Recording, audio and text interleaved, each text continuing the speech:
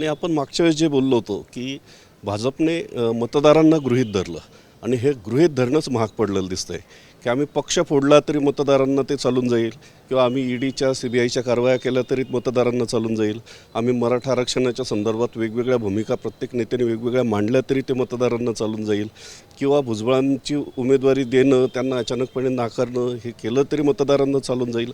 हा जो काही फाजील आत्मविश्वास होता, हा फाजील आत्मविश्वास भाजपला नडलेला दिसतोय. त्याचप्रमाणे जे शेतकऱ्यांच्या संदर्भातले जे धोरणं होते, विशेषतः कांदा निर्बंधीचा जो निर्णय घेतलेला आहे, तर त्याचा जवळपास राज्यातल्या 8 ते 10 मतदारसंघावर मोठा परिणाम झालेला आहे आणि तिथले उमेदवार जर तुम्ही बघाल तर ते पराभूत झालेले आहे. तर याचा एकूणच परिपाक हा भाजपच्या पराभवासाठी कारणीभूत ठरला आहे.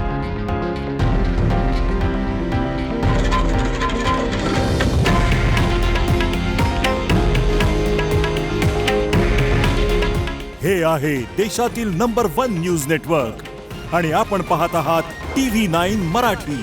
काळजी तुमची, हित महाराष्ट्राचं.